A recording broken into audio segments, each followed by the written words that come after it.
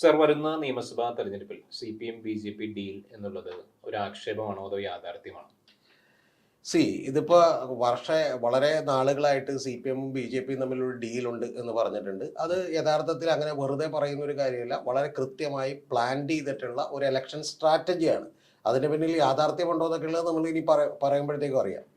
നിങ്ങൾ ഓർക്കേണ്ടത് ഇതിപ്പോ VD സതീശനും അതുപോലെ KC വേണുഗോപാലും ഉന്നയിച്ചൊരു കാര്യമല്ല. ഏറ്റവും ആദ്യമായി ഇത് പറയുന്നത് ആരാണ്? ഇന്ത്യയിലെ പ്രതിപക്ഷ നേതാവായിട്ടുള്ള രാഹുൽ ഗാന്ധി, അതായത് CPM-നെ ഒപ്പം പിടിച്ചിട്ടുള്ള ഇന്ത്യ മുന്നണിയിൽ ചേർത്തിട്ടുള്ള രാഹുൽ ഗാന്ധി തന്നെ കേരളത്തിൽ വന്നുകൊണ്ട് ഈ പുതുയുഗ യാത്രയുടെ ആ സമാപന സമ്മേളനത്തിൽ പറഞ്ഞത് നിങ്ങളെല്ലാവരും ഓർക്കുന്നുണ്ടാവും. CJP എന്നാണ് പറഞ്ഞത്. അതായത് കമ്മ്യൂണിസ്റ്റ് ജനതാ പാർട്ടി എന്ന് പറയുന്ന BJP-യും ഇതുകൊണ്ടാണ് ഡീലുണ്ടെന്നാണ്.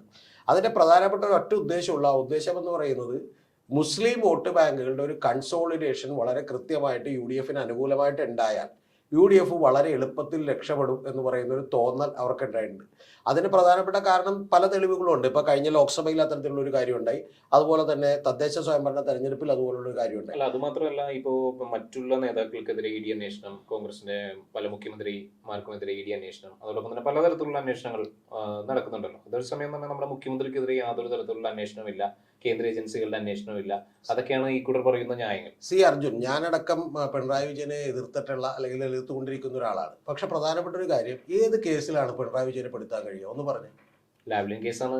ലാവ്ലിൻ കേസിന്റെ യാഥാർത്ഥ്യം എന്താണെന്ന് ജനങ്ങൾക്കറിയൂ. നമ്മുടെ ഇവിടെയുള്ള മാധ്യമങ്ങളൊക്കെ കൂടി ഒരു നരേറ്റീവ് സൃഷ്ടിച്ചേക്കാണ്. നമ്മുടെ ചർച്ച അതല്ലാത്തതുകൊണ്ടാണ്. വേണമെങ്കിൽ ഡീറ്റെയിൽ ആയിട്ട് ചർച്ച ചെയ്യാം. എന്താണ് യഥാർത്ഥത്തിൽ ഹൈക്കോടതി വെറുതെ വിട്ടതാണ് പിണറായി വിജയനെ അടക്കം. ഇതിൽ പ്രതി ചേർക്കാൻ യാതൊരുവിധ അടിസ്ഥാനവും ഇല്ലെന്ന് പറഞ്ഞ് വെറുതെ വിട്ടതാണ്. അതിന്റെ അപ്പീലിൽ മാത്രമാണ് ഈ പറയുന്ന പോലെ കോടതി എന്ത് ചെയ്യാത്തത്, നടപടി എടുക്കാത്തത്. അത് തന്നെ യഥാർത്ഥത്തിൽ ആ കേസ് വന്നാൽ പിണറായി വിജയനെ വെറുതെ വിടേണ്ടി വരും, അതിൽ കുറ്റവാളിയല്ല എന്ന് വിധിക്കേണ്ടി വരും എന്ന് പറയുന്ന അവസ്ഥയാണ്. അപ്പൊ ഇതൊരു നരേറ്റീവ് ബിൽഡ് ചെയ്യുകയാണ്. അതിന്റെ പ്രധാനപ്പെട്ട കാര്യം, ഇപ്പൊ അരവിന്ദ് കെജ്രിവാളിനെ അറസ്റ്റ് ചെയ്തല്ലോ. എന്താ സംഭവിച്ചത്? അരവിന്ദ് കെജ്രിവാളിനെതിരെ നടത്തിയത് ഒരു ഗൂഢാലോചനയാണ് എന്ന് പോലും എന്ത് ചെയ്തു, തെളിവ്. അപ്പൊ ഇത്തരത്തിൽ പിടിക്കാൻ പറ്റുന്ന ഒരാളെ അല്ല യഥാർത്ഥത്തിൽ പിണറായി വിജയൻ. ഒന്ന് അർജുൻ ആലോചിക്കുന്നുണ്ടോ? ബിരിയാണി ചെമ്പിൽ സ്വർണം കടത്തി എന്ന് പറയുന്ന ആരോപണമാണ് 2021 ഉണ്ടായത്. യഥാർത്ഥത്തിൽ അങ്ങനെ ഒരു സംഭവം ഇല്ല. ഇപ്പൊ പിണറായി വിജയൻ പത്രസമ്മേളനത്തിൽ ഇങ്ങോട്ട് ചോദിച്ചുകൊണ്ടിരിക്കുകയാണ്, ബിരിയാണി ചെമ്പിൽ എന്തായി, അത് എന്തോരായി എന്നുള്ളത്. പറഞ്ഞൊന്ന് ആലോചിച്ചു. ഒരു കോമൺ സെൻസ് ഉള്ള ഒരാൾക്ക് പറയാൻ കഴിയുന്ന ഒരു കാര്യമാണ് ബിരിയാണി ചെമ്പിനകത്ത് എന്ത് ചെയ്തു, സ്വർണ്ണം കടത്തി.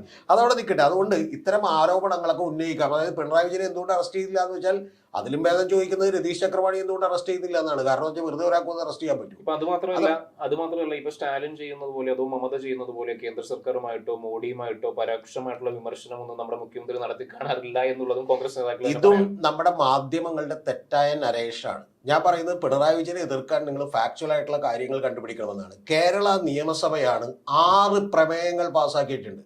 അതായത് ഈ പൗരത്വ നിയമ ഭേദഗതിക്കെതിരെ അടക്കം, അല്ലെങ്കിൽ ഏറ്റവും ഒടുവിൽ ഉണ്ടായിട്ടുള്ള ഈ പറയുന്ന കേന്ദ്ര ഗവൺമെന്റിന്റെ ഫെഡറലിസം തകർക്കുന്ന നടപടിക്കെതിരെ അടക്കം നിരവധി കാര്യങ്ങളിൽ 6 പ്രമേയം പാസ്സാക്കിയ കേരളത്തിലെ അല്ലെങ്കിൽ ഇന്ത്യയിലെ ഏക നിയമസഭയാണ് കേരളത്തിലെ. പല നീക്കുപോക്കുകളും ഉണ്ടായിട്ടില്ലേ PM ശ്രീയുമായി ബന്ധപ്പെട്ടുകൊണ്ടും അതോടൊപ്പം തന്നെ ഈ പൗരത്വ നിയമ ഭേദഗതിയുമായി ബന്ധപ്പെട്ടും കുട്ടിയത്തൊക്കെ ഡിറ്റൻഷൻ സെന്റർ ഒക്കെ ഓപ്പൺ ചെയ്തിട്ടുണ്ട് എന്ന് പറയുന്ന വാർത്തകൾ. ഡിറ്റൻഷൻ സെന്റർ ഒന്നും ഓപ്പൺ ചെയ്തിട്ടില്ല. പക്ഷെ പ്രധാനപ്പെട്ട ഒരു കാര്യമുള്ളത്, കേന്ദ്രത്തിൽ ഒരു നിയമം കൊണ്ടുവന്നാൽ ആ നിയമം പാലിക്കേണ്ട ഉത്തരവാദിത്തം കേരള സംസ്ഥാനത്തിനുണ്ട്. അത് തീർച്ചയായിട്ടും കേരളത്തിന്റെ മുഖ്യമന്ത്രിയാണ് പിണറായി വിജയൻ. അത് CPM-ന്റെ നേതാവുമല്ല. എന്നിട്ടും അതിനെ ആ ഒരു നിയമത്തേക്ക് എതിർക്കുന്നു എന്ന് പറയുമ്പോൾ അത് തീർച്ചയായിട്ടും എതിർക്കുന്നുണ്ടല്ലോ. ഇപ്പൊ ഉദാഹരണത്തിന് പൗരത്വ നിയമ ഭേദഗതിക്കെതിരെ യഥാർത്ഥത്തിൽ ഒരു നേറ്റിവിറ്റി കാർഡ് കൊണ്ടുവന്നത് കേരളത്തിലാണ്. ആ നേറ്റിവിറ്റി കാർഡ് കൊണ്ടുവന്ന് നിങ്ങൾ കേരളത്തിന്റെ മകനാണ് എന്ന് പറഞ്ഞുകൊണ്ട് എന്ത് ചെയ്യാണ്, ന്യൂനപക്ഷങ്ങൾക്കടക്കം അരക്ഷിതാവസ്ഥ ഒഴിവാക്കുകയാണ് ചെയ്യുന്നത്. ഞാൻ പിണറായി വിജയന്റെ വക്കാലത്തൊന്നും എടുത്തിട്ടില്ല. പക്ഷെ പ്രധാനപ്പെട്ട ഒരു കാര്യം, ഇത്തരത്തിലുള്ള ഒരു ആരോപണം ഉന്നയിക്കുമ്പോൾ, അതായത് CJP എന്ന് പറയുന്നതും BJP-യുമായിട്ടൊരു ഡീൽ ഉണ്ട് എന്ന് പറയുമ്പോഴും ആ ആരോപണം ഉന്നയിക്കുമ്പോൾ നിലവിലുള്ള വസ്തുതകളുടെ അടിസ്ഥാനത്തിൽ അത് തെളിയിക്കാൻ പര്യാപ്തമല്ല എന്നുള്ളത് മാത്രമാണ് എൻ്റെ സ്റ്റാൻഡ്. അതിന്റെ ഏറ്റവും ആദ്യത്തെ കാര്യം എന്താണെന്ന് അറിയാമോ അർജുൻ പറഞ്ഞത്? മറ്റു പല വിഷയങ്ങളും കൂടുതൽ ഡിസ്കഷൻ ആവശ്യമുള്ളതാണ്. ഞാനിപ്പോൾ അതിലേക്ക് കിടക്കുന്നില്ല, നമ്മുടെ ടോപ്പിക് ഇതായതുകൊണ്ട്. ഇതിൽ ഏറ്റവും പ്രധാനപ്പെട്ട കാര്യം ആദ്യത്തെ ഡീൽ എവിടെയാണ് പറയുന്നത്? പാലക്കാടാണ്. പാലക്കാട് എന്താണ് ഈ യാഥാർത്ഥ്യം എന്ന് നമ്മുടെ പ്രേക്ഷകരൊന്ന് മനസ്സിലാക്കട്ടെ. കേരള 10 പേരെങ്കിൽ 10 പേര് അതൊന്നും യാഥാർത്ഥ്യം മനസ്സിലാക്കട്ടെ. എന്താണ് യാഥാർത്ഥ്യം? പാലക്കാട് യഥാർത്ഥത്തിൽ ആദ്യം ഷാഫി പറമ്പിൽ ജയിക്കുമ്പോൾ ഷാഫി പറമ്പിൽ അവിടെ കിട്ടുന്നത് 42% വരുന്ന വോട്ടാണ്. ഞാൻ ഡീറ്റെയിൽസിലേക്ക് പോകുന്നില്ല. രണ്ടാമത് ശ്രീധരനുമായി മത്സരിക്കുന്ന 2021 ഷാഫി പറമ്പിൽ കിട്ടുന്നത് 38% വോട്ടാണ്. എന്ന് പറഞ്ഞാൽ 4% വോട്ട് അപ്പം തന്നെ കുറഞ്ഞു. ഇനി അതും കഴിഞ്ഞിട്ട് രാഹുൽ മാങ്കൂട്ടത്തിൽ മത്സരിക്കുമ്പോൾ അവിടെ വലിയ വോട്ട് വർധന ഉണ്ടാകുന്നുണ്ട്, 44.27% ഉണ്ടാകുന്നുണ്ട്. പക്ഷെ പ്രധാനപ്പെട്ട ഒരു കാര്യം എന്ന് പറയുന്നത്, 2016 ഷാഫി പറമ്പിൽ പിടിച്ചത് 57,559 വോട്ടാണ്. അതേ വോട്ട് തന്നെ ഏതാണ്ട് 52,389 വോട്ടേ ആര് പിടിച്ചിട്ടുള്ളൂ? രാഹുൽ മാങ്കൂട്ടത്തിലും പിടിച്ചിട്ടുള്ളൂ. അതായത് യഥാർത്ഥത്തിൽ കോൺഗ്രസിന് അവിടെ ഉള്ളത് എന്ന് പറയാവുന്ന ഒരു 52,000-ഓളം വരുന്ന വോട്ടുകളാണ്. ഇതവിടെ നിൽക്കട്ടെ. കഴിഞ്ഞ ലോക്സഭയിൽ വലിയ മുന്നേറ്റം അവരുണ്ടാക്കി. കാരണം എന്താണെന്ന് വെച്ചിട്ടുണ്ടെങ്കിൽ ഈ പറയുന്ന UDF 52,779 വോട്ടാണ് പിടിച്ചത് ലോക്സഭയിൽ. ഈ 2024 UDFന് അനുകൂലമായി വലിയ തരംഗമുണ്ടായ ലോക്സഭയിൽ പോലും പാലക്കാട് പിടിച്ചത് കേവലം 52,000-ലധികം വോട്ടാണെന്ന് മനസ്സിലാക്കണം. എന്ന് പറഞ്ഞാൽ സൂരജ് മനസ്സിലാക്കേണ്ടത് ഈ കഴിഞ്ഞ നിയമസഭകളിൽ പിടിച്ച വോട്ടിന് പിടിക്കാൻ പറ്റിയില്ല ആർക്ക്? ശ്രീകണ്ഠന് ലോക്സഭയിലേക്ക് പോലും. അതേസമയം തരംഗം നിലനിന്നപ്പോൾ അതേസമയം കേരളത്തിന്റെ മറ്റെല്ലാ മണ്ഡലങ്ങളിലും അങ്ങനെയല്ല. മിക്കവാറും മണ്ഡലങ്ങളിൽ വലിയ നേട്ടമാണ് എന്ത് ചെയ്തിട്ടുള്ളത്. ഈവൻ എല്ലാ സ്ഥലങ്ങളിലും തന്നെ UDF ഉണ്ടാക്കിയത്. അപ്പൊ അങ്ങനെ ഒരു നേട്ടമാണ് ഉണ്ടാക്കിയത്. ഇനി നമുക്ക് ഏറ്റവും ഒടുവിലത്തെ തെരഞ്ഞെടുപ്പിലേക്ക് വരാം. ആ ഒടുവിലത്തെ തെരഞ്ഞെടുപ്പ് ഏതാ? ലോക്കൽ ബോഡി തെരഞ്ഞെടുപ്പാണ്. ഈ ലോക്കൽ ബോഡി തെരഞ്ഞെടുപ്പിൽ അവിടുത്തെ സിറ്റുവേഷൻ എന്താണെന്നറിയോ? BJPക്ക് മുനിസിപ്പാലിറ്റിയിൽ സീറ്റുകൾ നഷ്ടപ്പെടുന്ന രീതിയിലേക്ക് എത്തിയല്ലോ. അതെ, അത് അവിടെ നിൽക്കട്ടെ. ഞാൻ പറഞ്ഞത് ടോട്ടലി ഉള്ള ആ നിയമസഭയുടെ കണക്ക് എൻ്റെ കയ്യിലുണ്ട്. അതായത് ലോക്കൽ ബോഡി തെരഞ്ഞെടുപ്പിൽ ടോട്ടലി ഉള്ള ആ നിയമസഭയിലെ കണക്കുണ്ട്. ടോട്ടൽ LDFന് കിട്ടിയ എത്രയെന്നറിയോ? 43,385 വോട്ടാണ്. 43,385 വോട്ട്. അതായത് CPMന്റെ ചരിത്രത്തിൽ സാധാരണ ഇതുവരെ കിട്ടാത്ത രീതിയിലുള്ള 38,000-37,000 വോട്ടാണ് കഴിഞ്ഞ നിയമസഭകളിലെല്ലാം കിട്ടിയത്. പക്ഷെ ഇത്തവണ അവർക്ക് കിട്ടിയത് 5,000-6,000 വോട്ട് കൂടി 43,385. മുനിസിപ്പാലിറ്റിയിലെ സീറ്റുകളുടെ എണ്ണത്തിൽ നമ്മൾ പരിശോധിക്കുമ്പോൾ ഈ പറയുന്ന നേടിയിട്ടുള്ള വോട്ടുകളുമായിട്ട് അതൊന്നും ടാലിയപ്പ് ആവുന്നില്ല അല്ലെ? അല്ല, ഞാൻ പറഞ്ഞത് പാലക്കാട് നഗരസഭ മാത്രമാണ് അർജുൻ കാണുന്നത്. അതിന് കുഴപ്പമുണ്ട്. പാലക്കാട് നഗരസഭ മാത്രം ഉൾപ്പെടുന്നതല്ല യഥാർത്ഥത്തിൽ നിയമസഭാ മണ്ഡലം. മറ്റു പഞ്ചായത്തുകൾ പിരായിരിയും മാത്തൂരും കണ്ണാടിയും കൂടി ഉൾപ്പെടുത്തണം. അതൊക്കെ ഒരു കമ്മ്യൂണിസ്റ്റ് പ്രദേശമാണല്ലോ, പൊതുവെ ഒരു അല്ല, അതിലിപ്പോ പിരായേരി അങ്ങനെ ഒരു പ്രദേശമല്ല. പക്ഷെ ഞാൻ പറയുന്നത് ഓക്കെ, നമ്മളിപ്പോ അതിലേക്ക് പോകണ്ട, അതിന്റെ ഡീറ്റെയിൽസിലേക്ക് ഒരുപാട് പോയിട്ട് കാര്യമില്ലല്ലോ. ഞാൻ പറയുന്നത് ടോട്ടൽ ഈ പിരായിരിയും മാത്തൂരും അതുപോലെ തന്നെ കണ്ണാടിയും അടക്കമുള്ള പ്രദേശങ്ങളിൽ നിങ്ങൾ അറിയേണ്ടത് പാലക്കാട് നഗരസഭയിൽ ഉൾപ്പെടുന്നതാണ് യഥാർത്ഥത്തിൽ പാലക്കാട് മണ്ഡലം. പാലക്കാട് നഗരസഭയിലാണ് BJPക്ക് വലിയ സ്വാധീനമുള്ളത്. മറ്റു പ്രദേശങ്ങളിലൊക്കെ തന്നെ ഒരു കമ്മ്യൂണിസ്റ്റ് ചായ്വുള്ള പ്രദേശങ്ങളാണല്ലോ. അല്ല, അതാണ് ഞാൻ പറഞ്ഞു വരുന്നത്. അപ്പൊ ശരിക്കും പറഞ്ഞിട്ടുണ്ടെങ്കിൽ അവിടെ NDA പിടിക്കുന്നത് 26,000-ഓളം വോട്ടാണ് പാലക്കാട് നഗരസഭയിൽ, അർജുൻ പറഞ്ഞ പോലെ. പക്ഷെ അവിടെ 18,941 വോട്ടേ ആര് പിടിക്കുന്നുള്ളൂ? LDF പിടിക്കുന്നുള്ളൂ. അവിടെ മാത്രമാണ് വലിയ സ്വാധീനം ആർക്കുള്ളത്? BJPക്കുള്ളത്, NDAക്കുള്ളത്. പക്ഷെ ഇത്തവണ മത്സരിക്കുന്നത് ശോഭാ സുരേന്ദ്രനാണ്, ഒരു ഫയർ ബ്രാൻഡ് ആണ്. അതുകൊണ്ട് തന്നെ വോട്ട് വലിയ രീതിയിൽ വർദ്ധിക്കാൻ ചാൻസ് ഉണ്ട്. അതൊക്കെ അവിടെ ഞാൻ പറയാം, അതിലേക്ക് ഞാൻ വരാം.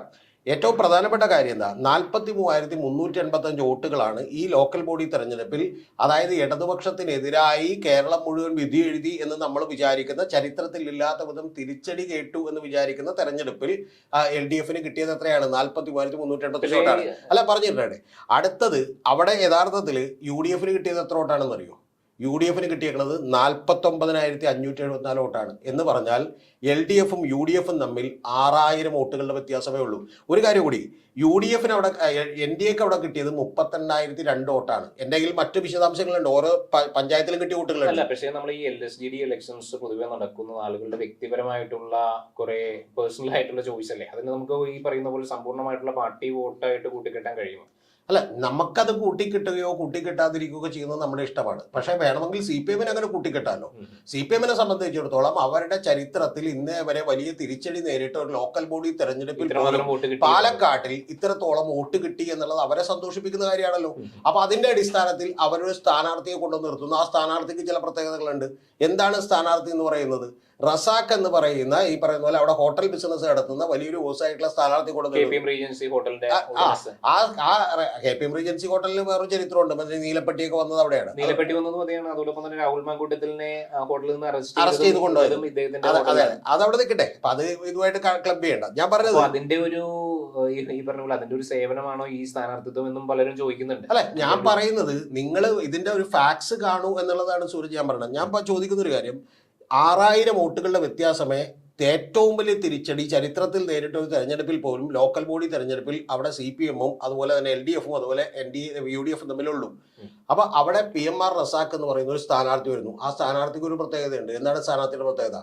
കഴിഞ്ഞ തവണ അവിടെ PV അൻവർ ഒരു സ്ഥാനാർത്ഥി നിർത്തിയിരുന്നു. ആ സ്ഥാനാർത്ഥിക്ക് ഒരു പ്രത്യേകത ഉണ്ടായിരുന്നു. കാരണം ആ സ്ഥാനാർത്ഥി അന്ന് ഞാൻ PV അൻവറിനോട് സംസാരിക്കുമ്പോൾ അദ്ദേഹം നേരിട്ട് പറഞ്ഞാണ്, പക്ഷേ അദ്ദേഹം എന്ന് പറയുന്നത് അവിടുത്തെ ഒരു വ്യവസായിയാണ്, സമ്പന്നനാണ്. പ്ലസ് അദ്ദേഹം അവിടെ ഒരു റാവുത്തർ എന്ന് പറയുന്ന മുസ്ലിമിൽ ഒരു പ്രത്യേക വിഭാഗത്തിന്റെ 5,000 കുടുംബങ്ങൾ റാവുത്തറിനുണ്ട്. അപ്പൊ ഏറ്റവും കുറഞ്ഞത് 5,000 വോട്ടുകളെങ്കിലും സ്വന്തമായി സമാഹരിക്കാൻ കഴിയുന്ന ഒരാളാണ്.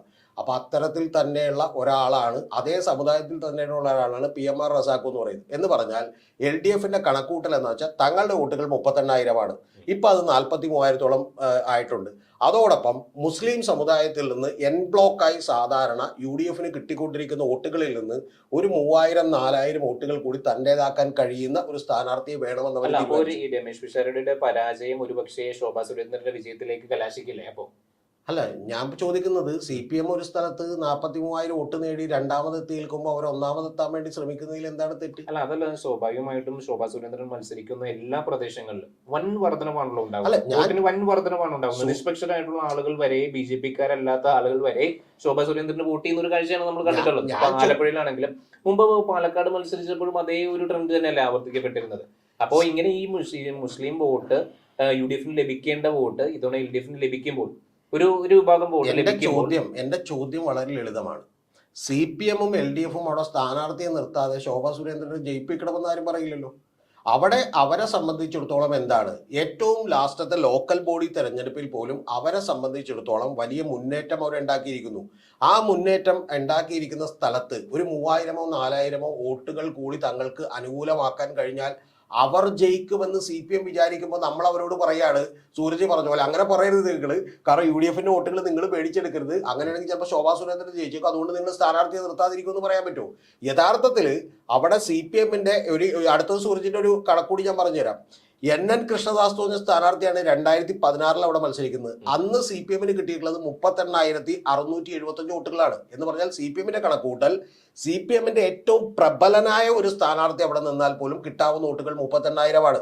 അപ്പൊ അതിനോടൊപ്പം ഒരു 43,000 വോട്ടുകൾ, അതായത് ഒരു വർധനവ് ഇത്തവണ ലോക്കൽ ബോഡിയിൽ ഉണ്ടായിട്ടുണ്ട്. അതോടൊപ്പം ഒരു 3,000 വോട്ടുകൾ, അതായത് സാധാരണ എല്ലാ കാലത്തും UDF പോകുന്ന വോട്ടുകളിൽ ഒരു ഭിന്നിപ്പെട്ടായി 3,000 വോട്ടുകൾ കൂടി ഞങ്ങൾ പിടിച്ചാൽ ഞങ്ങൾ ഉറപ്പായിട്ടും ജയിക്കുമെന്നുള്ള അവരുടെ കണക്കുകൂട്ടല്ലേ നമ്മൾ അനുവദിച്ചു കൊടുക്കട്ടെ. അല്ലാതെ അവരോട് പറയാണ് നിങ്ങൾ മത്സരിക്കല്ലേ, നിങ്ങൾ ഡീലാണെന്ന് എങ്ങനെ പറയും? അല്ല, പക്ഷേ ഇദ്ദേഹം NN കൃഷ്ണദാസ് ഒക്കെ ഒരു പാർട്ടി മെമ്പർ തന്നെയാണ് CPM സംബന്ധിച്ചിടത്തോളം. പക്ഷെ ഇദ്ദേഹം ഒരു സ്വതന്ത്ര സ്ഥാനാർത്ഥിയല്ലേ, LDF സ്വതന്ത്ര സ്ഥാനാർത്ഥിയല്ലേ. അപ്പൊ അതിലും വ്യത്യാസം ഉണ്ടാവില്ലേ? CPM അണികളുടെ അടുത്ത് തന്നെ ഒരു വ്യത്യസ്തമായിട്ടുള്ള നിലപാടായിരിക്കില്ലേ പാർട്ടി സ്ഥാനാർത്ഥി മത്സരിക്കുമ്പോഴും പാർട്ടി സ്വതന്ത്ര സ്ഥാനാർത്ഥി മത്സരിക്കുമ്പോഴും? ഞാൻ ചോദിക്കുന്നത് ഇത്തരത്തിലുള്ള വ്യത്യാസം ഉണ്ടാവില്ലേ എന്നൊക്കെ ചോദിക്കുന്ന ചോദ്യത്തിന് മുമ്പ് അവിടെ യഥാർത്ഥത്തിൽ ഇപ്പൊ അങ്ങനെ സംഭവിക്കും, എങ്ങനെ സംഭവിക്കും എന്നുള്ളത് തെരഞ്ഞെടുപ്പ് കഴിഞ്ഞിട്ട് മാത്രം പറയാൻ കഴിയുന്ന ഒരു കാര്യമാണ്. പക്ഷെ എന്റെ ചോദ്യം ഇത്രയേ ഉള്ളൂ, CPM-ന് ഇങ്ങനൊരു കാൽക്കുലേഷനിൽ ഇതാണ് കുറച്ചുകൂടി ഞങ്ങൾക്ക് ആപ്റ്റായിട്ടുള്ള ഒരു കാൻഡിഡേറ്റ് എന്ന് പറഞ്ഞ് നിർത്താനും ആ നിർത്തിയതിന് ഇത്തരത്തിലുള്ള കാര്യങ്ങൾ പറയാനും അവർക്ക് കഴിയില്ലേ എന്നുള്ളതാണ് എൻ്റെ ചോദ്യം. അത് ന്യായമല്ലേ എന്നുള്ളതാണ് ചോദ്യം. അത് ന്യായമാണ്. ഇനി ഒരു കാര്യം കൂടി താങ്കളോട് പറയാം, അടുത്തൊരു കാര്യം കൂടി പറയാം. 2021 അവിടെ ആരായിരുന്നു സ്ഥാനാർത്ഥി? 2021 അവിടെ സ്ഥാനാർത്ഥിയായിരുന്നത് പ്രമോദ് എന്ന് പറയുന്ന CPM-ന്റെ ഒരാളാണ്. 36,443 വോട്ടാണ് അദ്ദേഹം പിടിച്ചത്. 25.64% വോട്ടുകളാണ് പിടിച്ചത്. കേരള ശ്രദ്ധിച്ചു, 25%. അതേസമയം നമ്മൾ പി സരനെ ഇടുമ്പോൾ യഥാർത്ഥത്തിൽ എന്താണ്, ഒരു പാർട്ടിക്കാരനല്ല, യഥാർത്ഥത്തിൽ ഒരു സ്വതന്ത്ര സ്ഥാനാർത്ഥിയാണ്. തൊട്ടടുത്ത ദിവസം വരെ കോൺഗ്രസ്സുകാരനായിരുന്ന ഒരാളാണ്. CPM-ന്റെ പിണറായി വിജയൻ അടക്കം എല്ലാവരെയും ചീത്ത പറഞ്ഞുകൊണ്ടിരുന്ന ഒരാളാണ്. ആ ആള് ഇപ്പുറത്തേക്ക് മാറി വരുമ്പോൾ പോലും അവിടെ കാണുന്ന സിറ്റുവേഷൻ എന്താണെന്നറിയോ? 37,156 എന്ന് പറഞ്ഞാൽ 1,500 വോട്ടുകൾ കൂടുതലാണ് പിടിച്ചത്. അപ്പൊ CPM-ന്റെ കണക്കൂട്ടൽ ഇത്രയേ ഉള്ളൂ, 1,500 വോട്ടുകൾ കൂടുതൽ പിടിച്ച് 38,000 വോട്ടുകൾ ഞങ്ങൾക്ക് അവിടെ സോളിഡ് ആയിട്ടുണ്ട്. അത് ആര് സ്ഥാനാർത്ഥിയായാലും കിട്ടും. പക്ഷെ അതുകൊണ്ട് ഞങ്ങൾക്ക് 3-ാം സ്ഥാനത്തിനപ്പുറത്തേക്ക് പോകാൻ കഴിയില്ല. 3-ാം സ്ഥാനത്തിനപ്പുറത്തേക്കും 1-ാം സ്ഥാനത്തേക്കും വരണമെങ്കിൽ ഒരു 4,000-5,000 വോട്ടുകൾ സ്വന്തമായി സമാഹരിക്കാൻ കഴിയുന്ന ഒരാൾ കൂടി വരണം. മുസ്ലിം കൺസോളിഡേഷൻ വോട്ട് കിട്ടണം. ആ കിട്ടാൻ കഴിയുന്ന ഏറ്റവും മികച്ച സ്ഥാനാർത്ഥിയാണ് NMR റസാഖ് എന്ന് പറയുന്നത്. അതിന്റെ പ്രധാനപ്പെട്ട കാരണം ഇവിടെ ഇരുന്നുകൊണ്ട് അദ്ദേഹം ദുർബലനാണെന്നൊക്കെ പറയുന്നതിലൊന്നും അർത്ഥമില്ല. NMR റസാഖുമായിട്ട് സംസാരിച്ച് നമ്മൾ അന്തം വിട്ടു പോകും. കാരണം അദ്ദേഹം രാഷ്ട്രീയത്തെക്കുറിച്ച് നല്ല ധാരണയുള്ള, നല്ല ഗംഭീരമായി സംസാരിക്കാൻ കഴിയുന്ന ഒരാളാണ്. BJP-ക്ക് വലിയ തോതിൽ വേരോട്ടമുള്ള ഒരു പ്രദേശമാണല്ലോ പാലക്കാട് എന്ന് പറയുന്നത്. അതിന്റെ ഒപ്പം തന്നെ ശോഭാ സുരേന്ദ്രനാണ് എതിരാളി എന്നുള്ളതുമാണ് മനസ്സിലാക്കേണ്ടത്. ഞാൻ പറയുന്നത് അതുകൊണ്ട് CPM എന്ത് ചെയ്യണം, മറ്റേ ഇലക്ഷന് മത്സരിക്കാതെ വീട്ടിൽ പോയിരിക്കണമെന്ന് പറയാൻ പറ്റില്ല. അതല്ല, ഞാൻ കുറഞ്ഞ പക്ഷം ഒരു പാർട്ടി ചിഹ്നത്തിൽ മത്സരിക്കുന്ന സ്ഥാനാർത്ഥിയെങ്കിലും പാർട്ടി ചിഹ്നത്തിൽ NN കൃഷ്ണദാസിനെയും CP പ്രമോദിനെയും ഇട്ട് കിട്ടാത്ത വോട്ടുകൾ ഇത്തവണ കിട്ടും എന്ന് കോൺഗ്രസ് പറഞ്ഞാൽ അതിനനുസരിച്ച് സ്ഥാനാർത്ഥി നിർത്താൻ പറ്റുമോ LDF-ന്? അല്ല, അങ്ങനെ നിർത്താൻ കഴിയില്ല. അപ്പോൾ ഞാൻ പറയുന്നത് ഒരു കൺസോളിഡേഷനിലൂടെ, മുസ്ലിം കൺസോളിഡേഷനിലൂടെ UDF-ന് ലഭിക്കേണ്ട വോട്ടുകൾ CPM-ന് ലഭിക്കുന്നു. അതുവഴി ബി ജെ പിയുടെ ഒരു വോട്ടുകൾ കൂടുതലും കൺസോളിഡേറ്റ് ചെയ്യപ്പെടുകയല്ലേ. ഈ ഹിന്ദു ബി ജെ പിയുടെ വോട്ടുകൾ കൺസോളിഡേറ്റ് ചെയ്യപ്പെടില്ല എന്നും ബി ജെ പിയുടെ വോട്ടുകൾ കൃത്യമായി കൺസോളിഡേറ്റ് ചെയ്താലും ഇല്ലെങ്കിലും അവിടെ 32,000-ഓളം വരുന്ന വോട്ടുകൾ 40,000-43,000-ഓളം വരുന്ന വോട്ടുകൾ ഞങ്ങൾക്ക് ഇപ്പൊ നേടാൻ കഴിയുമെന്നുമാണ് CPM-ന്റെ സർവേകൾ നടത്തി പോലും കണ്ടെത്തിയിട്ടുള്ളതും വിലയിരുത്തിയിട്ടുള്ളതും. അതിൽ CPM-ന് ചില കുഴപ്പങ്ങൾ ഉണ്ടായിട്ട് പാലക്കാട്, അതെന്താന്ന് കൂടി പറഞ്ഞുതരാം.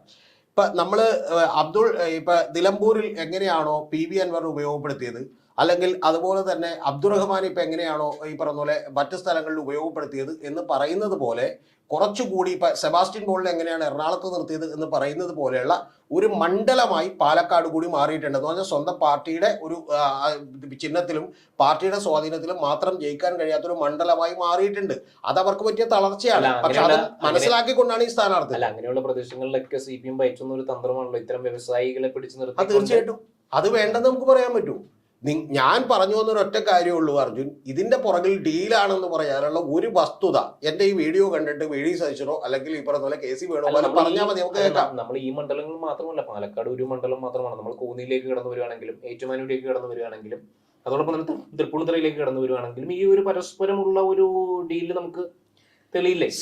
കോന്നി വേണമെങ്കിൽ നമുക്ക് ചർച്ച ചെയ്യാം, അതുപോലെ താങ്കൾ പറഞ്ഞ ഏത് മണ്ഡലം വേണമെങ്കിലും ചർച്ച ചെയ്യാം. ഈ മണ്ഡലങ്ങളിൽ ഒന്നും ഈ പറയുന്ന പോലെ വെറുതെ ഇപ്പൊ സത്യം പറഞ്ഞ ഇപ്പോഴും പോലും 7 പറഞ്ഞിട്ടുള്ളതെന്നുള്ളതാണ് ഞാൻ മനസ്സിലാക്കുന്നത്. ഇപ്പൊ ചെങ്ങന്നൂരും കൂടി നമ്മൾ പരിശോധിച്ച് നോക്കുകയാണെന്നുണ്ടെങ്കിൽ ഞാൻ പറയുന്നത് ഈ പറയുന്ന ഡീലുണ്ട് എന്നുള്ളതിന് നിങ്ങൾക്ക് കുറച്ചുകൂടി സോളിഡ് ആയിട്ടുള്ള ഒരു തെളിവുകൾ നിരത്താൻ കഴിയണ്ടേ? അല്ലാതെ ഏറ്റവും കൂടുതൽ നമ്മൾ മഞ്ചേശ്വരത്തെ കാര്യം കൂടി എടുത്തു കഴിഞ്ഞാൽ അവിടെയും BJPക്ക് വിജയിക്കാൻ കഴിയുന്ന ഒരു സാഹചര്യമാണ് സൃഷ്ടിച്ചിരിക്കുന്നത്. അവിടെ മഞ്ചേശ്വരത്ത് BJPക്ക് വിജയിക്കാൻ കഴിയുന്ന സാഹചര്യം സൃഷ്ടിക്കുന്നുണ്ടെങ്കിൽ അതിന്റെ പ്രധാനപ്പെട്ട കാര്യം എന്ന് പറയുന്നത് ഒറ്റ കാര്യമുള്ള SDPI മാത്രമാണ്. SDPIക്ക് ഈ കഴിഞ്ഞ ലോക്കൽ ബോഡി തെരഞ്ഞെടുപ്പിൽ അവിടെ 7,000-ലധികം വോട്ടുകളുണ്ട്. ആ 7,000-ലധികം വോട്ടുകൾ അവിടെ SDP സ്ഥാനാർത്ഥിയെ നിർത്തി പിടിച്ചാൽ ഉറപ്പായിട്ടും എന്ത് ചെയ്യും? അവിടെ കെ സുരേന്ദ്രൻ ജയിക്കാനുള്ള സാധ്യതയുണ്ട്. കാരണം എന്താ, കെ സുരേന്ദ്രൻ ജയിക്കാനുള്ള സാധ്യത ഒരു തവണ 89 വോട്ടിനും ഒരു തവണ 745 വോട്ടിനുമാണ് 45 വോട്ടിനുമാണ് ഈ പറയുന്ന കെ സുരേന്ദ്രൻ അവിടെ പരാജയപ്പെടുന്നത്. പക്ഷെ പ്രധാനപ്പെട്ട ഒരു കാര്യം, SDP എന്ന് പറഞ്ഞൊരു പാർട്ടി അവിടെ നിർത്തി മത്സരിപ്പിക്കാൻ തീരുമാനിക്കുന്നു. ഇനി അടുത്ത സംഭവം എന്താ, അതും കൂടി നിങ്ങൾ കാണണം. ഇന്നലെ വന്നേക്കണ വാർത്ത എന്ന് വെച്ചാൽ SDPIയുടെ സംസ്ഥാന പ്രസിഡന്റ് അദ്ദേഹം തന്നെ വന്നിട്ട് പറഞ്ഞേക്കണ ഒരു പ്രധാനപ്പെട്ട കാര്യം എന്ന് പറയുന്നത്, ഞങ്ങളോട് UDF പറഞ്ഞു ഒന്ന് പിന്മാറി തരണേ എന്ന് പറഞ്ഞു എന്നാണ്. എന്ന് പറഞ്ഞാൽ UDF അവിടെ എന്ത് ചെയ്തിരിക്കുന്നു, ഇവരോട് റിക്വസ്റ്റ് ചെയ്തിരിക്കുന്നു എന്നാണ്. ആരോട്? PFIയുടെ പൊളിറ്റിക്കൽ ഔട്ട്ഫിറ്റ് ആയിട്ടുള്ള SDPIയോട്. ഞാൻ ചോദിക്കുന്ന ഒരു ചോദ്യം, അതിലെങ്ങനെയാണ് ഒരു മിനിറ്റ്, അതിലെങ്ങനെയാണ് ആദ്യത്തെ ചെയ്യാൻ തന്നെ അവിടെ BJPക്കാണ്. ഇപ്പൊ UDF ഈ പറയുന്ന SDPIയുടെ സ്ഥാനാർത്ഥിയോട് അപേക്ഷിക്കേണ്ട ഒരു ഗതികേട്ടിലേക്ക് എത്തിയിരിക്കുകയാണ്. അല്ല, ഞാൻ BJPയുടെ വിജയത്തെ തടയാൻ വേണ്ടിയിട്ട് അങ്ങനെ അപേക്ഷിക്കേണ്ട ഒരു സ്ഥിതിയിലേക്ക് എത്തിയിരിക്കുകയാണ്. UDF എത്തിയിരിക്കുകയാണ്. അതിന്റെ ഒരു മിനിറ്റ്, അതിന്റെ പുറകിൽ അർജുൻ എന്ന് എന്നെ പറഞ്ഞു മനസ്സിലാക്കി തരൂ, എങ്ങനെയാണ് CPM-നും LDF-ഉമായിട്ടൊരു ഡീൽ ഉണ്ടാവും എന്ന് പറഞ്ഞു. അല്ല, ഞാൻ പറഞ്ഞു വരുന്നത് മഞ്ചേശ്വരത്തെ നമ്മുടെ CPM സ്ഥാനാർത്ഥി ഒന്ന് പരിശോധിച്ച് നോക്കിയാൽ ആരാണ് സ്ഥാനാർത്ഥി? ആ സ്ഥാനാർത്ഥി എത്രമാത്രം ഒരു കരുത്തനായിട്ടുള്ള സ്ഥാനാർത്ഥിയാണോ? ഞാൻ ചോദിക്കുന്നത് അർജുനോട്, ഞാനാണ് CPM-ന്റെ പാർട്ടി സെക്രട്ടറി എന്ന് വിചാരിക്കുക. ഞാൻ 3ാം സ്ഥാനത്തേക്ക് പോയിട്ടുള്ള മണ്ഡലങ്ങളിൽ ഞാൻ എന്താണ് ചെയ്യുക? ഞാൻ ഈ 20 ദിവസം കൊണ്ട് വളരെ ഒരു പാർട്ടി പ്രവർത്തകനായിട്ടുള്ള ഒരാളെ ഇട്ടിട്ട് അവിടെ വോട്ട് പിടിക്കാൻ കഴിയുമെന്ന് വിചാരിക്കാൻ പറ്റുമോ? ഇല്ല. ഇപ്പൊ മുസ്ലിം ലീഗിന് ഇതുപോലെ സ്വാധീനമുള്ള സ്ഥലങ്ങളിൽ അബ്ദുറഹ്മാനെയും അതുപോലെ തന്നെ ഈ പറയുന്ന പോലെ TK ഹംസയെയും അതുപോലെ തന്നെ മട്ടൂർക്കാവ് മണ്ഡലം പ്രശാന്തിനെ ഉപയോഗിച്ചുകൊണ്ട് പിടിച്ചെടുത്തതല്ലേ CPM? അന്നും CPM വട്ടിയൂർക്കാവിൽ 3ാം സ്ഥാനത്ത് പോയിട്ടുള്ളതല്ലേ? അപ്പൊ അതേ ഒരു ടെക്നിക്ക് എന്തുകൊണ്ടാണ് ഈ പറയുന്ന മഞ്ചേശ്വരം പോലുള്ള ടൈം വേണം, അതിന് അത്തരത്തിലുള്ള ആളുകൾ വേണം എന്നുള്ളത് ഒരു യാഥാർത്ഥ്യമാണ്. അത്തരത്തിലുള്ള ആളുകൾ ഇല്ല എന്നുള്ളത് തീർച്ചയായിട്ടും ഒരു സംശയമില്ല. ഇപ്പൊ നാളെ മലപ്പുറത്ത് CPM തന്നെ പരാജയമല്ലേ? അത്തരത്തിലുള്ള ആളുകൾ സൃഷ്ടിക്കാൻ കഴിയാതെ ഒരു ലോങ് അല്ല, അത് കറക്റ്റാണ്. അതുകൊണ്ടാണ് ഞാൻ പറഞ്ഞത്, പാലക്കാട് പോലൊരു മണ്ഡലത്തിൽ പോലും അത്തരത്തിലുള്ള തളർച്ച CPM-ന് ഉണ്ടായി എന്നുള്ളത് CPM കൃത്യമായി പരിശോധിക്കേണ്ട ഒരു വസ്തുതയാണ്. പക്ഷെ അത് നമ്മൾ പറയുമ്പോൾ പോലും അപ്പൊ ഈ CPM-ന്റെ വളർച്ച തന്നെയല്ലേ BJPയുടെ CPM-ന്റെ തളർച്ച തന്നെയല്ലേ BJPയുടെ വളർച്ചയിലേക്ക് കലാശിക്കുന്നത്? CPM-ന്റെ തളർച്ച തന്നെയല്ല, കോൺഗ്രസിന്റെ തളർച്ചയുമുണ്ട്. കണക്കിലേക്ക് ഞാൻ വരാം. അല്ലെ, ഏറ്റവും വലിയ ഹിന്ദു പാർട്ടി എന്ന് പറയുന്നത് CPM അല്ലേ സ്വാഭാവികമായിട്ട്? അല്ല, അപ്പൊ ഈ ഹിന്ദു വോട്ടുകളിൽ ഉണ്ടാവുന്ന വിള്ളല് വീണ്ടും വന്ന് വലിക്കുന്നത് BJPയിലേക്ക്. അർജുൻ പറഞ്ഞുകൊണ്ടിരിക്കുന്നതിലെല്ലാം ശരിക്കും വന്നിട്ടുണ്ടെങ്കിലുള്ള കുഴപ്പം എവിടെയെന്ന് വെച്ചിട്ടുണ്ടെങ്കിൽ അതെല്ലാം ഈ പറയുന്ന മാധ്യമങ്ങളിലൂടെ കിട്ടുന്ന നരേറ്റീവാണ്. ഏറ്റവും കൂടുതൽ ഹിന്ദുക്കൾ വോട്ട് ചെയ്യുന്ന ഒരു പാർട്ടി എന്ന് പറയുന്നത് ഹിന്ദു പാർട്ടി എന്ന് പറയുന്നത് വ്യത്യാസമുണ്ട്. പക്ഷെ പ്രധാനപ്പെട്ട ഒരു കാര്യമുള്ളത്, ഞാൻ ചോദിക്കുന്നത് ഏറ്റവും പ്രധാനപ്പെട്ട ഒരു കാര്യമുള്ളത്, ഇതുകൊണ്ട് എന്റെ പോയിന്റ് ഇത്രേ ഉള്ളൂ. CPM-ന് തളർച്ച ഉണ്ടായിട്ടുണ്ടോ എന്ന് ചോദിച്ചാൽ പാലക്കാട് തളർച്ച ഉണ്ടായിട്ടുണ്ട്. ഞാനാണ് അത് ആദ്യം പറഞ്ഞത്. പക്ഷെ അത്തരത്തിൽ മലപ്പുറത്ത് ഇതുപോലെയുള്ള തളർച്ച ഉണ്ടായിട്ടുണ്ട്. ആ മലപ്പുറത്ത് അവർക്ക് മുന്നേറാൻ കഴിഞ്ഞിട്ടില്ല. അപ്പൊ പല മഞ്ചേശ്വരത്ത് ഇതുപോലെയുള്ള തളർച്ച അല്ല, ഉണ്ടായിട്ടുണ്ട്. മലപ്പുറത്ത് ഒരിക്കലും CPM വലിയൊരു ശക്തി ആയിരുന്നില്ല. പണ്ടും ഒരിക്കലും അല്ല, ആയിരുന്നില്ല. അപ്പൊ അതിൽ നിന്ന് മുന്നോട്ട് പോകാൻ CPM കഴിഞ്ഞിട്ടില്ല. പക്ഷെ CPM അവിടെയൊക്കെ തന്നെ വളരെ തന്ത്രപരമായ നിലപാടുകളിലൂടെ ആളുകളെ എന്ത് ചെയ്യാൻ വേണ്ടി, ജയിപ്പിക്കാൻ വേണ്ടി CPMന്റെ പാർട്ടി സമയത്ത് കഴിഞ്ഞിട്ടുണ്ട്. ഇപ്പൊ അബ്ദുറഹ്മാൻ ആണെങ്കിലും ഇവരാണെങ്കിലും. ഈ തന്ത്രപരമായ നിലപാടെന്ന് പറയുമ്പോൾ പാർട്ടി ആശയത്തിൽ കോംപ്രമൈസ് അല്ല, ഇത്തരം വ്യവസായികളിലൂടെ ഒരു കെട്ടിയിറക്കുന്നത് ഒരു കോംപ്രമൈസ് നടത്തലല്ലേ ശരിക്കും? അതൊക്കെ വളരെ വിശാലമായ ചർച്ചയാണ്. വേണമെങ്കിൽ നമുക്ക് അത് അതൊരു കോംപ്രമൈസ് നടത്തലല്ലേ? പാർട്ടി ആശയത്തിൽ തന്നെ ഒരു മിനിറ്റ്. അങ്ങനെ കോംപ്രമൈസുകൾ നടത്തിക്കൊണ്ട് തന്നെയാണ് പാർട്ടി വളർന്നിട്ടുള്ളത്. അങ്ങനെ കോംപ്രമൈസുകൾ നടത്തിക്കൊണ്ടാണ് ഇപ്പൊ BR കൃഷ്ണയെ സ്ഥാനാർത്ഥിയാക്കുന്നതും ജോസഫ് മുണ്ടശ്ശേരിയെ സ്ഥാനാർത്ഥിയാക്കുന്നതിലൂടെ കുറച്ചുകൂടി പബ്ലിക്കലി ആളുകൾക്ക് നന്നായി എന്ന് തോന്നുന്ന ആളുകളെ കൂടെ നിർത്തിക്കൊണ്ട് തന്നെയാണ് സെബാസ്റ്റ്യൻ പോളിനെ നമ്മൾ ഈ സംസാരിക്കുന്ന എറണാകുളത്ത് പോലും കൂടെ നിർത്തിക്കൊണ്ടാണ് പാർട്ടി വളരാൻ വേണ്ടി ശ്രമിച്ചിട്ടുള്ളത്. ജാതീയമായിട്ടുള്ള സമവാക്യം മാത്രം പരിഗണിച്ചുകൊണ്ടല്ല. ജാതീയമായ സമവാക്യം മാത്രമെന്ന് നമുക്ക് പറയാൻ പറ്റില്ല. ഇപ്പൊ ജോസഫ് മുണ്ടശ്ശേരിയും BR കൃഷ്ണയെ നിർത്തുമ്പോൾ അത്തരത്തിലുള്ള സമവാക്യമാണോ? B അബ്ദുറഹ്മാനെ നിർത്തുമ്പോൾ അത്തരത്തിലുള്ള സമവാക്യമാണോ? അല്ല, ആ മണ്ഡലത്തിൽ നമുക്കറിയാം ഇതെല്ലാ രാഷ്ട്രീയ പാർട്ടികളും ചെയ്യുന്ന ഒരു കാര്യമാണ്. ഇപ്പൊ അങ്ങനെയാണെങ്കിൽ നിങ്ങൾ എന്തിനാണ് പിന്നെ പിഷാരടിയെ കൊണ്ടുവന്ന് അവിടെ മത്സരിപ്പിച്ചേക്കുന്നത് എന്ന് ചോദിച്ചാൽ അതൊരു പൊളിറ്റിക്കൽ മത്സരത്തിന് കോൺഗ്രസ് തയ്യാറില്ലാത്തതുകൊണ്ടാണ്. അതിനൊരു മറ്റൊരു ഫാക്ടർ കൂടിയുണ്ട്. ഈ ഷാഫിക്ക് എപ്പോ വേണമെങ്കിലും മത്സരിക്കണമെന്ന് തോന്നുമ്പോൾ ഈ ഇതിനകത്ത് ഒരൊറ്റ കാര്യമുള്ളൂ. അല്ല, ഒരു കാര്യം ഞാൻ ഇടപെട്ട് ആണെന്നുണ്ടെങ്കിൽ അദ്ദേഹം മാറി കൊടുക്കും. അല്ലല്ല, ഞാനൊരു കാര്യം ഇടപെട്ട് പറഞ്ഞോട്ടെ. അല്ല, നമ്മൾ അതൊക്കെ വലിയ വേറെ ടോപ്പിക്കുകളാണ്. എന്റെ പോയിന്റ് ഇത്രയേ ഉള്ളൂ. പാലക്കാടും മഞ്ചേശ്വരവും കോന്നിയും ഒന്നും വെച്ചുകൊണ്ട് നിങ്ങൾക്കൊരൊറ്റ കാര്യം എനിക്ക് പറയാനുള്ളൂ.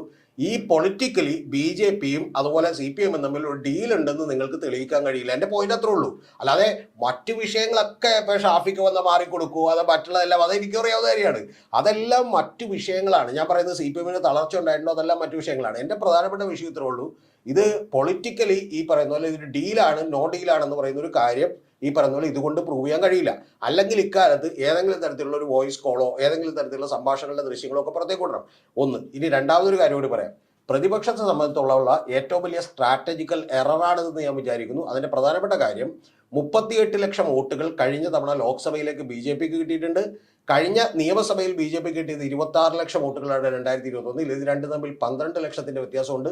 ഈ 12 ലക്ഷത്തിന് ഒരു വലിയ പ്രത്യേകതയുണ്ട്. കാരണം 2021 UDFും LDFും തമ്മിലുള്ള വ്യത്യാസം കൃത്യം 12 ലക്ഷം വോട്ടാണ്. എൻ്റെ പ്രധാനപ്പെട്ട പോയിന്റ് ഒറ്റ കാര്യമേ ഉള്ളൂ. യഥാർത്ഥത്തിൽ കേരളത്തിൽ ഉന്നയിക്കേണ്ട പ്രധാനപ്പെട്ട വിഷയങ്ങളിൽ നിന്ന് മാറിക്കൊണ്ട് ഒരു മുസ്ലിം കൺസോൾട്ടേഷന് വേണ്ടി മാത്രം ഇവർ ശ്രമിക്കുമ്പോൾ സംഭവിക്കാൻ പോകുന്ന പ്രധാനപ്പെട്ട അപകടം എന്ന് പറയുന്നത് ഈ 12 ലക്ഷത്തോളം വോട്ടുകൾ മിക്കവാറും LDFിലേക്ക് തിരിച്ചെത്താനാണ് സാധ്യത. അങ്ങനെയാണെങ്കിൽ തീർച്ചയായിട്ടും ഒരു 73-78 സീറ്റുകൾ കിടക്ക് LDF നേടിക്കൊണ്ട് വിജയിക്കും. അതുകൊണ്ട് ഇത് യാതൊരു അടിസ്ഥാനവും ഇല്ലാത്ത കാര്യമാണ്. പാർലമെന്റ് ഇലക്ഷനിൽ തീർത്തും മോഡിയുടെ പ്രഭാവം കണ്ടുകൊണ്ട് ആളുകൾ BJPക്ക് വോട്ട് ചെയ്യൂല. നോർമലി നിയമസഭ ഇലക്ഷനിൽ അതേ ആ ഒരു പ്രഭാവം അല്ലെങ്കിൽ മോഡി അമിത്ഷാഹിന് മുന്നിൽ കണ്ടുകൊണ്ട് ആളുകൾ വോട്ട് ചെയ്യില്ല. ആ ഒരു കുറവാണ് ഈ 12 ലക്ഷത്തിൽ വന്നിരിക്കുന്നത് എന്നുള്ളതാണ് നമ്മൾ കരുതേണ്ടത്. അതല്ലാതെ ഒരുപക്ഷെ ഇതിന് നമ്മളൊരു അടിസ്ഥാനമായിട്ടുള്ള ഷുവർ വോട്ടായിട്ട് നമുക്കത് കൺസിഡർ ചെയ്യാൻ പറ്റില്ലല്ലോ ഒരിക്കലും. അല്ല, അത് ഷുവർ വോട്ടല്ല. അല്ല, അപ്പം പാർലമെന്റ് ഇലക്ഷനിലും നരേന്ദ്രമോദിയെയും അമിത്ഷാഹിനെയും കണ്ടുകൊണ്ട് ആളുകൾ വോട്ട് ചെയ്യുന്നത് പോലെ നിയമസഭ ഇലക്ഷനിൽ അങ്ങനെ വോട്ട് ചെയ്യില്ല. ആ 12 ലക്ഷം വോട്ടുകൾ ഉറപ്പായിട്ടും ഇപ്പൊ കഴിഞ്ഞ ലോക്കൽ ബോഡി തെരഞ്ഞെടുപ്പിൽ മുസ്ലിം അല്ല, ഓപ്പോസിറ്റ് സൈഡിൽ മുസ്ലിം കൺസോൾട്ടേഷൻ ഉണ്ടാവുമ്പോൾ ഇപ്പൊ ഈ അതിന്റെ ഓപ്പോസിറ്റ് സൈഡിൽ ഉണ്ടാവുന്നത് ഹിന്ദു കൺസോൾട്ടേഷൻ അല്ലേ? അപ്പൊ ആ ഹിന്ദു കൺസോൾട്ടേഷൻ CPMന് അനുകൂലമാകുമെന്ന് നമുക്ക് സമ്പൂർണ്ണമായിട്ട് പറയാൻ കഴിയൂ. അതൊരു പക്ഷേ BJPയിലേക്ക് വീണ്ടും സമ്പൂർണ്ണമായിട്ട് പറയാൻ നമുക്ക് ഒരാൾക്കും കഴിയില്ലല്ലോ. പക്ഷെ പ്രധാനപ്പെട്ട കാര്യം എന്താ, കേരളത്തില് ലോക്പോൾ മുതൽ ഈ പറഞ്ഞ പോലെ മാട്രിക്സിന്റെ വരെയുള്ള 6ഓളം വരുന്ന സർവേകൾ വന്നിട്ടുണ്ട്. അപ്പൊ അത്തരത്തിലുള്ള സർവേകൾ അനുസരിച്ച് മാത്രമേ, മാതൃഭൂമിയുടെ അടക്കം സർവേകൾ അനുസരിച്ച് മാത്രമേ നമുക്ക് കണക്കിലേക്ക് എടുക്കാൻ പറ്റൂ. അല്ലാതെ നമ്മുടെ എന്റെയോ സൂരജിന്റെയോ യാതൊരു ഫാക്റ്റും ഇല്ല. അല്ല, സർവേകള് ഇപ്പൊ കഴിഞ്ഞ 2024 ഏതാണ്ട് 36 സർവേകൾ വന്നതിൽ 36 തെറ്റാവുകയും രതീഷ് ചക്രവാണി എന്ന് പറഞ്ഞ് ഞാൻ ഒരു സർവേയും നടത്താതെ ക്രൈം ഓൺലൈൻ കൊടുത്തിട്ടുള്ള ഇന്റർവ്യൂ ഹിറ്റ് ആവുകയും ചെയ്തിട്ടുണ്ടെന്ന് പറഞ്ഞിട്ടുണ്ടെങ്കിൽ അത് കറക്റ്റ് ആയിരുന്നു. അതായത് BJPക്ക് സീറ്റുകൾ കുറഞ്ഞിരുന്നു. അപ്പൊ അത്തരത്തിൽ അത് ശരിയാകാൻ തെറ്റാകാം. പക്ഷെ നമ്മളെ സംബന്ധിച്ചോളം ഇപ്പൊ നമ്മൾ കണക്ക് കൂട്ടുമ്പോൾ അത്തരത്തിലുള്ള ദൗർബല്യങ്ങളുണ്ട്. കാരണം നമ്മുടെ കയ്യിൽ വോട്ടെടുപ്പ് കഴിഞ്ഞിട്ടല്ലോ നമ്മൾ തിരക്ക് കൂടുന്നത്. അങ്ങനെ വോട്ടെടുപ്പ് കഴിഞ്ഞിട്ട് മാത്രമേ കൃത്യമായിട്ട് എത്താൻ പറ്റൂ. പക്ഷെ ഒരു പ്രധാനപ്പെട്ട കാര്യം എന്ന് പറയുന്നത് BJPക്ക് പോലും അല്ലെങ്കിൽ മറ്റുള്ള പാർട്ടികൾക്ക് പോലുള്ള കാര്യം എന്ന് പറയുന്നത് 38 ലക്ഷം വോട്ടുകൾ ലോക്സഭയിൽ BJPക്ക് കിട്ടി. അത് കഴിഞ്ഞ ലോക്കൽ ബോഡിയിൽ 31.7 ലക്ഷം വോട്ടുകളായി കുറഞ്ഞു. ആ കുറഞ്ഞ കുറഞ്ഞ വോട്ടുകളിൽ നിന്ന് ഇനിയും കുറയും എന്നുള്ളതാണ് മിക്കവാറും രാഷ്ട്രീയം അറിയുന്ന സർവേകളെല്ലാം പറഞ്ഞുകൊണ്ടിരിക്കുന്നത്. നമുക്കറിയില്ല. പക്ഷെ പ്രധാനപ്പെട്ട ഒരു കാര്യം, ഇത്തരത്തിലുള്ള സ്ട്രാറ്റജികളിൽ മാത്രം കോൺഗ്രസ് ഊന്നിക്കിടക്കുമ്പോൾ ഇവിടെയുള്ള ഗവൺമെന്റിനെതിരെ ഒന്നും പറയാനില്ല എന്ന് പറയുന്ന ഒരു വികാരമാണ് ജനത്തിന് യഥാർത്ഥത്തിൽ ഇത്തരത്തിലുള്ള സ്ട്രാറ്റജി എന്ന് നമുക്ക് മാത്രമെന്ന് നമുക്ക് പറയാൻ കഴിയില്ല. കാരണം നമ്മുടെ ഇപ്പോൾ സംസ്ഥാനത്തിന്റെ ഭരണം തീരുമാനിക്കുന്നത് മുസ്ലിം വോട്ടാണ്. അതല്ലെന്ന് നമുക്ക് ഒരിക്കലും പറയാൻ കഴിയില്ലല്ലോ. അപ്പൊ ആ മുസ്ലിം വോട്ട് മാക്സിമം കൺസോളിഡേറ്റ് ചെയ്യാൻ വേണ്ടി അവർ മത്സരിക്കുന്നതിൽ നമുക്ക് തെറ്റു പറയാൻ കഴിയില്ല. എന്നിരുന്നാലും നമുക്ക് വരുന്ന നിയമസഭാ തെരഞ്ഞെടുപ്പിൽ ഡീലുണ്ടെങ്കിലും ഇല്ലെങ്കിലും മികച്ച സ്ഥാനാർത്ഥി അല്ല അർജുന്റെ ഒരു സ്വീപ്പിംഗ് സ്റ്റേറ്റ്മെന്റ് ഉണ്ടാവാൻ പാടില്ല. കേരളത്തിൽ ഭരണം ഇതുവരെ തീരുമാനിച്ചിരുന്നത് മുസ്ലിം വോട്ടുകളുണ്ട് എന്നുള്ളത് കറക്റ്റ് ആയിട്ടുള്ള ഒരു കാര്യമാണ്. പക്ഷെ പ്രധാനപ്പെട്ട ഒരു കാര്യം, അത് മുസ്ലിം വോട്ടുകൾ കൺസോളിഡേറ്റഡ് ആയതുകൊണ്ടാണ്. അതേസമയം ഒരു മിനിറ്റ് പറഞ്ഞോളൂ. അതേസമയം ഈഴവ വോട്ട് ബാങ്കുകളും ഹിന്ദു വോട്ട് ബാങ്കുകളൊന്നും അതുപോലെ കൺസോളിഡേറ്റ് ചെയ്യാത്തത് കൊണ്ടാണ്. പക്ഷെ കഴിഞ്ഞ ലോക്സഭാ തെരഞ്ഞെടുപ്പുകൾ നമ്മളോട് പറയുന്ന ആറ്റിങ്ങലിലെയും ശോഭാ സുരേന്ദ്രന്റെയും ഒക്കെ റിസൾട്ട് നമ്മളോട് പറയുന്നത് അത്തരത്തിലുള്ള ഒരു കൺസോളിഡേഷൻ സാധ്യതയുണ്ട്. ആ കൺസോളിഡേഷന്റെ സാധ്യതകളെ കാണാതിരിക്കരുത് ഈ പറയുന്ന പോലെ കോൺഗ്രസും രാഷ്ട്രീയ പാർട്ടികളും എന്നുള്ളതാണ് പറയുന്നത്. അതിന്റെ പ്രധാനപ്പെട്ട ഒരു വാചകം കൂടി പറഞ്ഞ് നമുക്ക് അവസാനിപ്പിക്കാം. ഈ 6 സർവേകളും ഒരേപോലെ പറയുന്ന ഒരു കാര്യമുണ്ട്, തെക്കൻ കേരളത്തിൽ LDF മുൻതൂക്കം കിട്ടുമെന്നാണ്. അതുകൊണ്ട് ഈ സ്ട്രാറ്റജി മാത്രം കയ്യിൽ വെച്ചുകൊണ്ട് പോകുന്നത് തെറ്റായിരിക്കുമെന്നാണ് എൻ്റെ ഒരു എളിയ അഭിപ്രായം.